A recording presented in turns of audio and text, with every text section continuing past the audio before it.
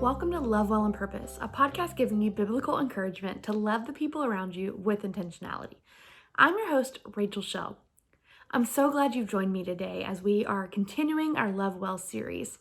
We started it 2 weeks ago by looking at the command of love one another that Jesus gave.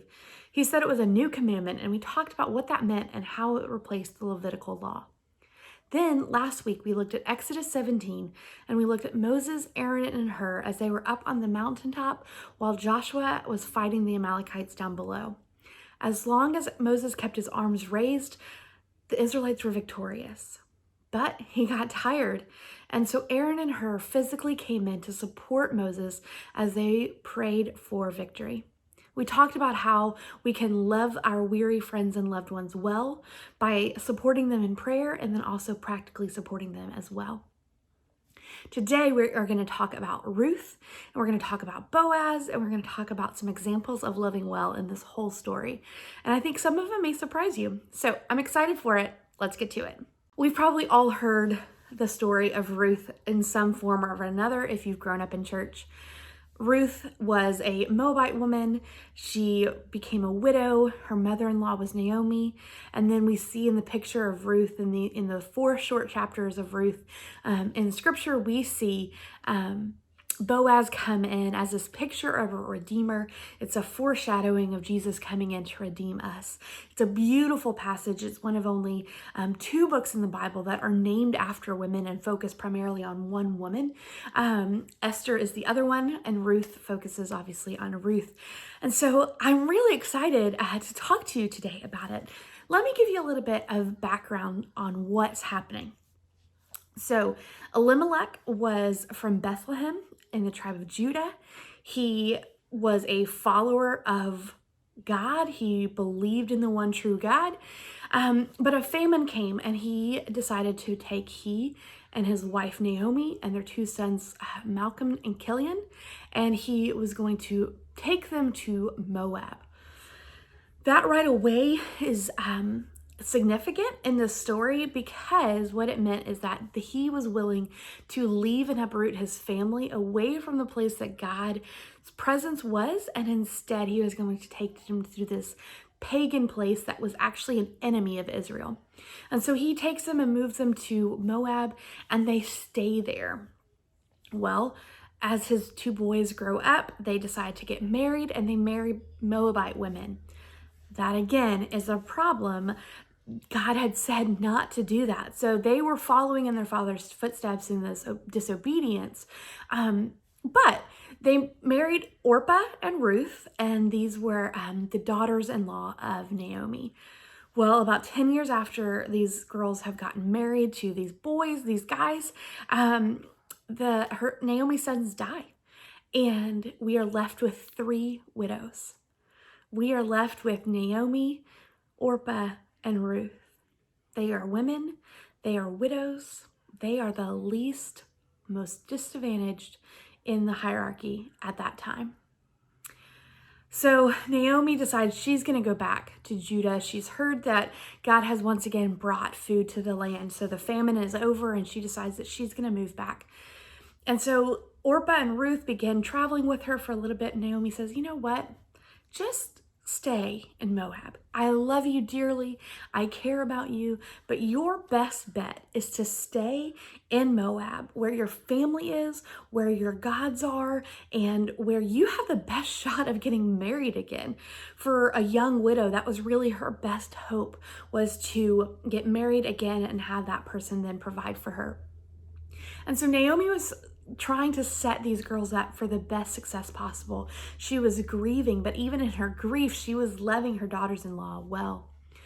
Well, Orpah and Ruth lose it. They start crying and weeping, and they're like, no, we're going to go with you. And that's such a picture, because they are saying, I'm going to leave. I'm going to go with you. I love you that much. This was a connection point for them, for their sons, or for Naomi's sons, for their husbands. And so that was a special bond that they had. But eventually Orpah decides, you know what? I am going to stay in Moab. I'm going to stay here. And she weeps as she says goodbye to Naomi and Ruth. But scripture tells us in Ruth 1 that Ruth clung to Naomi. She clung to her and she said, I'm not going anywhere, basically. Naomi said, hey, look, Orpah went back. It's okay. I release you. I understand. Even if at this point I could get married and have another son, there's no reason why you would even wait that long to get married again. That was their custom at the time. And so Naomi says, there's no hope with me.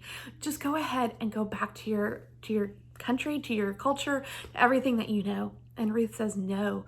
And if you're familiar with this passage at all, you know that she says, no, where you go, I will go. Where you lodge, I will lodge. Your people will be my people. Your God, my God. That's huge. She was willing to surrender her religious beliefs to trust in the one true God because she had seen what Naomi had modeled for her. She had seen the trust and the love that Naomi had for God. And she was willing to set aside all the other things that she had grown up with and known to pursue Naomi and Naomi's God, right? That's incredible. That's such a deep, deep, profound love. And we'll talk more about the importance of that in a minute, but let's keep going with the story. And so Ruth follows her and follows her back to Judah. Well, Ruth is a Moabite woman. So she's a foreigner. She would have been looked at as the enemy, as a pagan. Even though she said, your God will be my God, she would have been viewed as this outcast. Plus she was a widow. Plus she had nothing. And she was a woman. So in that culture, that was so many strikes against her. And at any point she could have given up and said, you know what, I'm going back. It has to be better in Moab than it is here.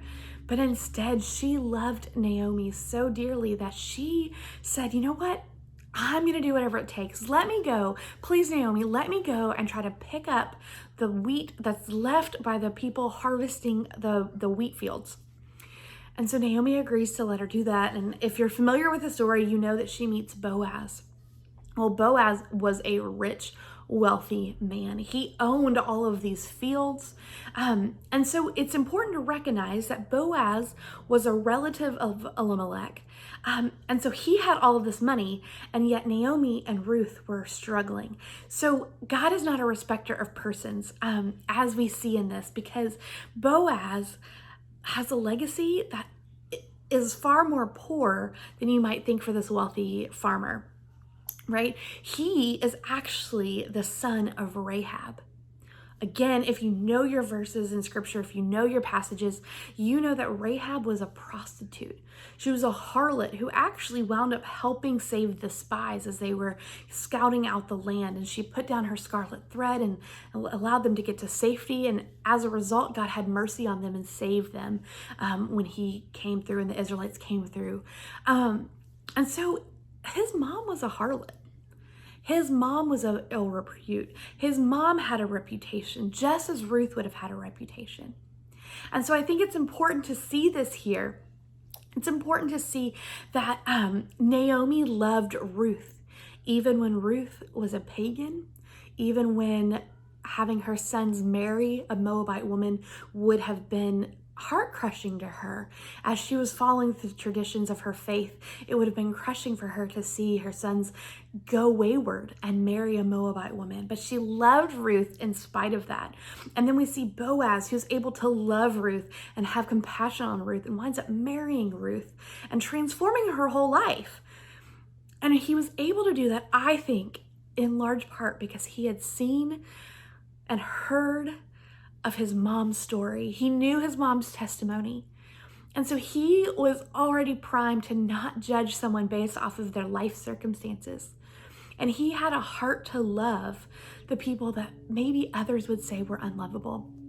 And so I think that's really, really encouraging for us.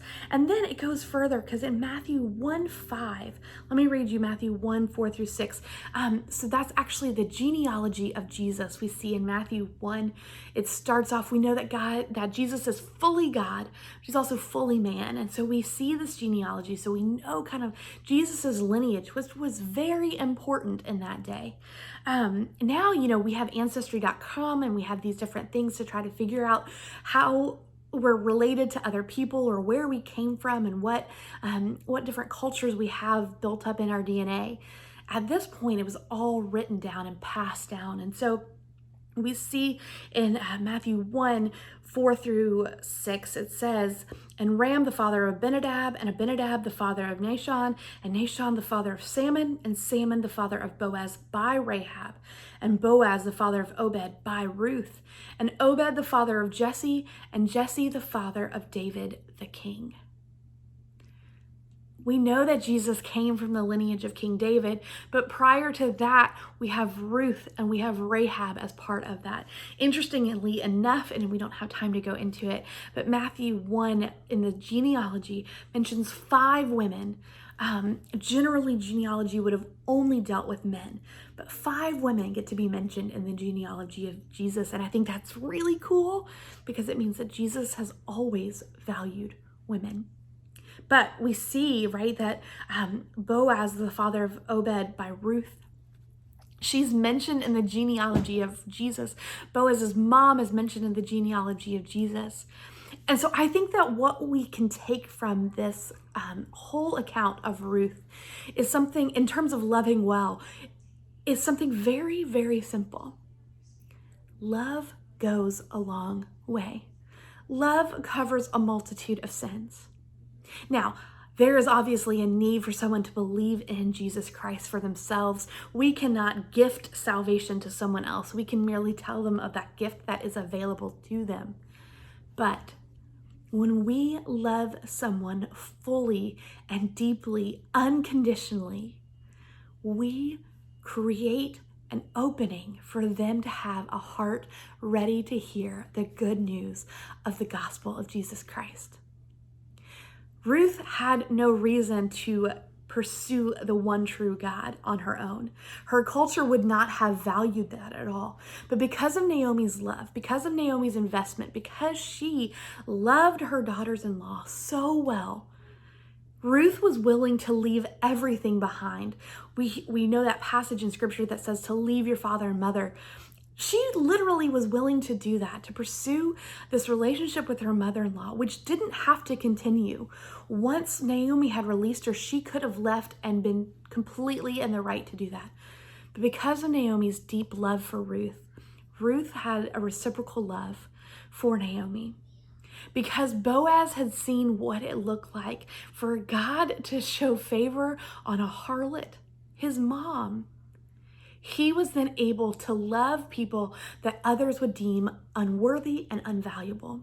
Despite his position of wealth and power, he still was able to look out for the people that were under his care, the people that were around him who were overlooked by many.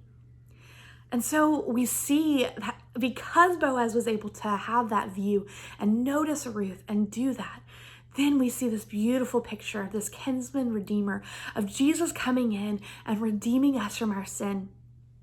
So I want to encourage you. I don't know if you have maybe some family members that you're estranged from. Maybe you have a strained relationship with your in-laws. Maybe you have, your child has someone that they're dating that you are not really a big fan of. Can I encourage you today to focus just today on loving them well? Of listening to them, of hearing them, of getting to know their story, of loving them even though you may not agree with them, loving them in spite of your differences. Love doesn't care if we're different. True, unconditional, Jesus-like love doesn't care how many things we have different. True, Jesus-like love sees each other as made in the image of God and thus valuable and worthy without any other qualifications. And so I want to encourage you to love the people around you, love your family members, love those in your circle with a love like Naomi had for her daughter-in-law. Be on the lookout for people that are overlooked by the rest of society as Boaz did for Ruth. I hope that we can have that same type of love as Naomi and Boaz had for Ruth. I'm so glad you joined me today for today's podcast. I hope that you would subscribe to this podcast, whether you're listening to it or whether you're watching it on YouTube. If you're not already part of my email community, I encourage you to join it. You can find it at rachelshelb.com. Be part of that. I send out an email once or twice a month, just letting you know some things that maybe you missed, telling you about some of my favorite things, and then occasionally I throw in some freebies as well. I would encourage you to check out rachelshelb.com/the podcast for show notes. I mention all of the verses that I mentioned in the podcast. I list those out for you, as well as some other relevant topics that may be encouraging to as you pursue this topic a little bit further. Thank you so much for being here. Follow me on Instagram and Facebook as well. I'm so glad that you're part of the Love Well on Purpose community. Now, let's go love well on purpose.